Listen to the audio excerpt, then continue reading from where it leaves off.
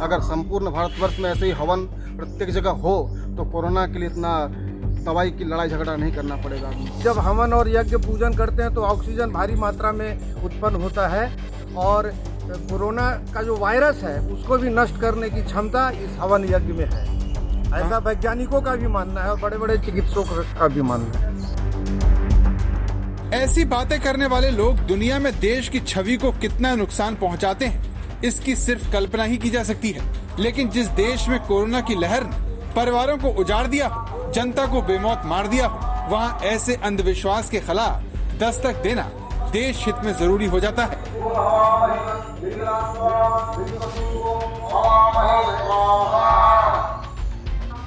रांची में ये कोरोना नाशक हवन हो रहा है। 3 घंटे तक ऐसे ही ये लोग आधे अधूरे मास्क के साथ सोशल डिस्टेंसिंग के नियमों को धत्ता बताते हुए भारत को कोरोना से बचाने वाला यज्ञ करते रहे और भारतीय संस्कृति का हवाला देते हुए ऐसा दावा कर रहे हैं जो आत्ममुग्धता का शिकार है। विश्व के वैज्ञानिक डॉक्टर सब लोगों ने ये मान लिया कि दवा के द्वारा कोरोना से मुक्ति नहीं पाया जा सकता है। इस विषम परिस्थिति में भारतीय संस्कृति के अंतर्गत हवन, पूजन, यज्ञ और आयुर्वेद के द्वारा ही कोरोना से हम मुक्ति प्राप्त कर सकते हैं। उसी के संदर्भ में समूल रूप से कोरोना के नाश के लिए यहाँ पर हवन, यज्ञ और पूजन कार्यक्रम का आयोजन किया गया है।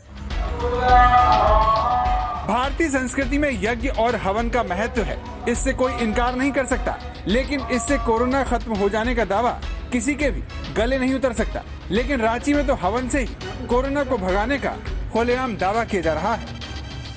सही मायने में मुक्त हो जाएंगे। मन में विश्वास है और विश्वास है फलदायक है। इस चीज़ को हमेशा हम लोग भारतीय संस्कृति लेके चलते हैं। विश्वास पर ही दुनिया टिकी हुई है। तो भगवान पर पूरा विश्वास है कि हमारा कोरोना अवश्य मुक्त होगा और संसार के जितने भी जीव हैं, भारतवर्ष हो या संसार के कहीं से भी हो, सब कोरोना से मुक्त होकर शांति से जीवन जी पाएंगे।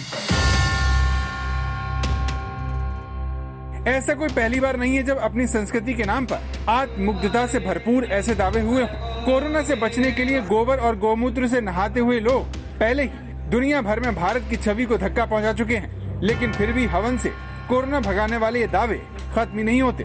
रांची से पहले मुजफ्फरनगर में हवन के धुएं से कोरोना को भगाए जाने का दावा किया जा चुका है। आम की लकड़ी प्रयोग होती है, वो होता है हाइड्रोकार्बन, और जो घी हम यूज करते हैं इसमें गाय का शुद्ध देसी घी, वो होता है फैटी एसिड। जब हम अग्नि की प्रेजेंस में आहुति करते हैं तो नेसेंट ऑक्सीजन मॉलिक्यूलर ऑक्सीजन के साथ रिएक्ट करके ओजोन जैसी अच्छी गैसेस का निर्माण करती है। ओजोन मैंने एक गैस बताई, ऐसी हजारों लाखों गैस इस यज्ञ से निकलती है। आज से हजारों वर्ष पूर्व हम इसी सैनिटाइजर का प्रयोग करके संसार को शुद्ध करने का प्रयास करते थे। तो सिर्फ जगह बदल जाती है, लेकिन ये दावा जिसका तस रहता है, जबकि इसका कोई भी वैज्ञानिक आधार नहीं है। हवन और यज्ञ पूजन करते हैं तो ऑक्सीजन भारी मात्रा में उत्पन्न होता है और कोरोना का जो वायरस है उसको भी नष्ट करने की क्षमता इस हवन यज्ञ में है। ऐसा वैज्ञानिकों का भी मानना है और बड़े बड़े चिकित्सकों का भी मानना है। उसी को लेकर ये हवन है। ऐसा कोई साइंटिफिक डेटा नहीं है जो ये कहता हो कि हवन करने से कोरोना वायरस भाग जाएगा या हवन करने से कोरोना वायरस मर जाएगा या आपको कोविड इन्फेक्शन नहीं होगा।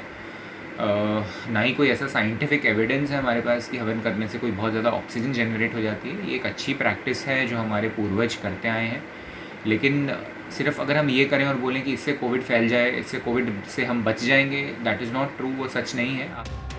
लेकिन अफसोस डॉक्टर और वैज्ञानिकों के इनकार के बावजूद गौमूत्र पीने से फेफड़ों में इन्फेक्शन दूर होने के दावे जनप्रतिनिधियों की तरफ से किए जाते हैं, जिसे उनके समर्थक सही मान लेते हैं।